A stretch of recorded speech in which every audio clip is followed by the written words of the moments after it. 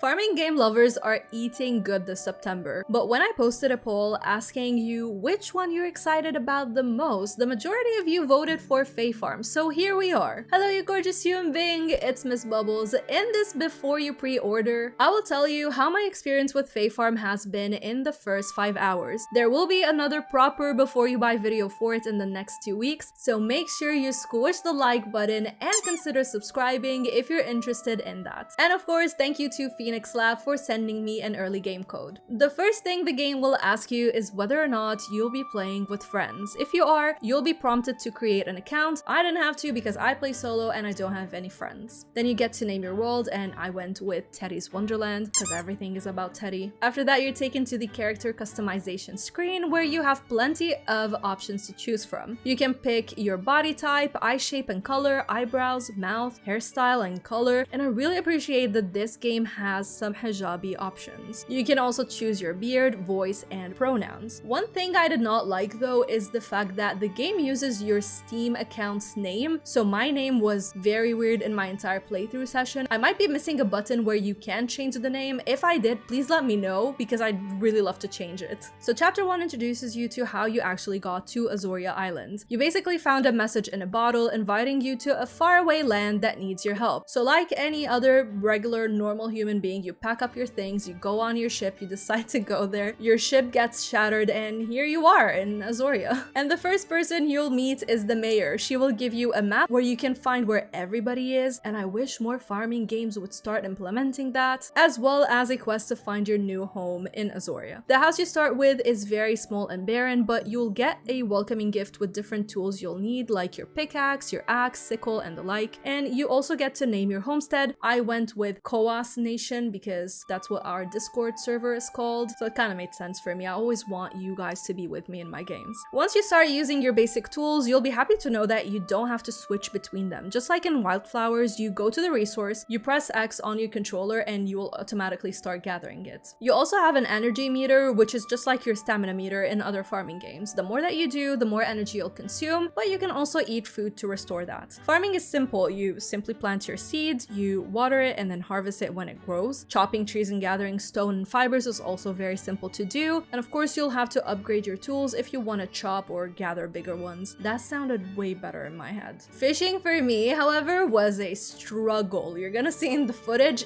I was not having a good time with it. So you throw in the line where the fish is and jiggle. My money don't jiggle jiggle, it folds. Not that jiggle. Anyways, you're gonna wait until a fish bites and then you gotta reel it in. And while the line is white, you can keep pressing the button, but if it turns red, you need to just chill a little bit. The thing is though, the fish can't just teleport from place to place. Like, it was near impossible to catch one peacefully, and even though there is an accessibility feature to make fishing easier, I just don't know what I'm missing, but yeah, fishing and I are not friends in this game. You're gonna also catch critters, which is very similar to how you catch bugs in Animal Crossing, but it's just made easier. By the way, once you get your fishing rod, your staff, as well as your net, you will be using the trigger buttons to kind of switch between them, and then everything else you don't have to switch between them. It's so hard to explain that properly. I really hope that this made any sense. To catch a critter, all you have to do is sneak up on it, and once it's just not seeing you, there will be a glow around it. You can catch it, and then you can put it in the conservatory, and it will leave some gifts for you and different resources that you need.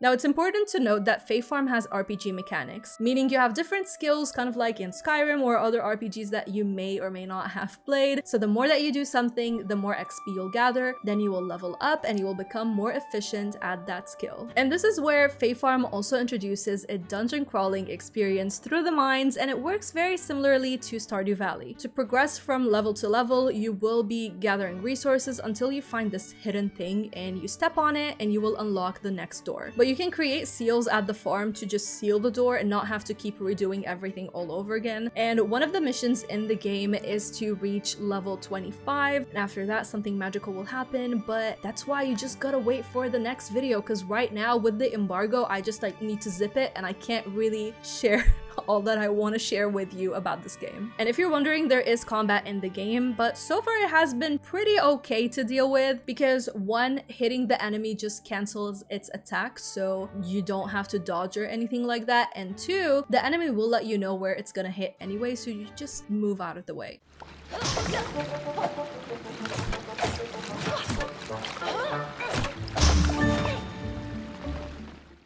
But you can also use different things to support you, such as potions to heal yourself or attack harder, or you can just make yourself invisible and avoid them altogether. So to beat the squish out of these enemies and the like button, you will use your staff, which also lets you get rid of thorns around the world. And as you play, you'll quickly realize that the game follows a quest line where each quest has mini goals that you need to complete. Like this one just needed me to create a stool for my home, and the quest line is where the magical story of Azoria unfolds. But this is also where new gameplay mechanics will be introduced to you, so make sure that you follow that quest line. This brings me to the construction in the game and the massive catalog called Almanac you get access to. And it took some fiddling around for me to understand how to build stuff. So you don't build stuff straight from the Almanac, because that's what I thought I'm supposed to do. Rather, you need to go to the areas where you can construct stuff. You will press down on the D-pad and you'll access the build menu. Then you can also reclaim some things that you might have mistakenly created, and this was super helpful because you're not gonna lose the resources that it took to make it in the first place. Another thing that you might be wondering is, where the heck do I sell my stuff? Fae Farm implements a marketplace where you can sell things for florins, which are the game's currency. In the city center, there are various tables that you can place your items on, and the next day they'll be sold. But you will also get a stand in your homestead to sell more items, but it's like a little bit weird because each item that you place will take a separate space in the table, so you cannot stack even things of the same nature or of the same type.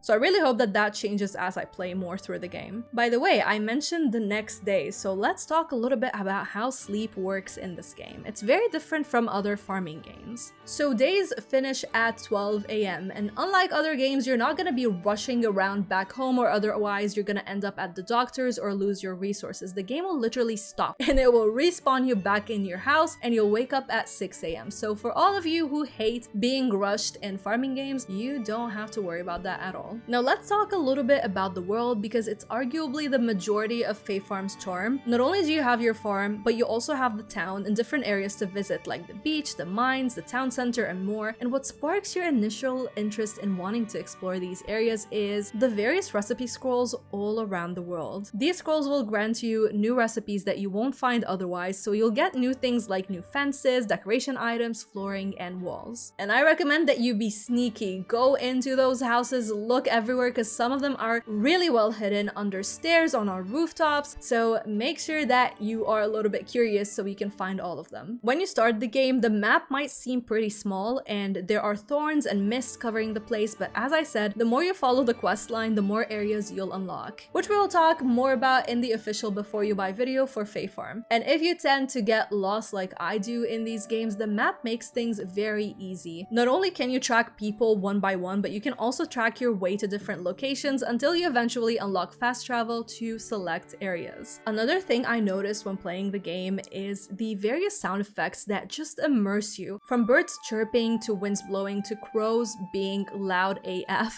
to your own footsteps, but also the music fading in and out. I just love when games do that. Like, I love when it's okay for the devs to let you just consume the environment and the sound effects and not feel like you have to fill in every single void and make sure there's no silence at all. And Fae Farm also utilizes these feel-good sound effects where everything you do triggers a sound effect and gives you the sense of accomplishment.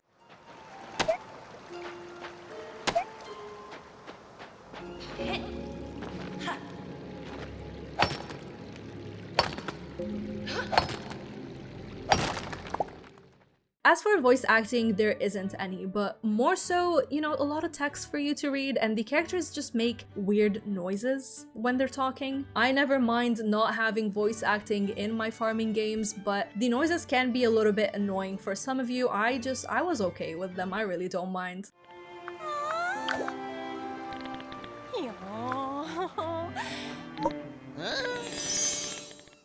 By the way, I purposefully haven't talked about NPCs or romance yet because I still haven't gotten a chance to dive deep into that just yet. I also wanted to give you a quick look at the menu system where you can find everything you need, including something that will appeal to the completionists of you out there. You have your quest tracker, progression you've made in terms of your mining, farming, logging, fishing, foraging, and the other skills that you can level up. You also have a calendar which shows you the different festivals and birthdays, the almanac, which is the massive catalog of things that you will unlock, and let me tell you, there is a lot. There's a lot of items in here. You also have a dungeon tracker, save options, and more. Everything is just so easy to access, which is much appreciated with a game which already has so many gameplay features to offer. There's still so many things that I want to tell you about Fae Farm, but we're gonna have to wait until the embargo lifts in the next 2 weeks, and you will be seeing my before you buy on it, and we will do my formula of this game is for you if, not for you if, my verdict, all of that good jazz that you're used to by now. Until then though, let me know if this video gave you a better idea of what you can expect from Fae Farm. Did you pre-order it? Are you gonna get it? What's up with that? Let's chat in the comment section. If my videos help you out, consider supporting me on Patreon, and of course thank you to my Patreon and YouTube channel Bubblies who continue to support everything that I do here. And a special shout out goes to the Game Dimension, Stephanie, Jacob, Steven, Dark One, and Jake Logan for going the extra mile. Until next time, stay bubbly.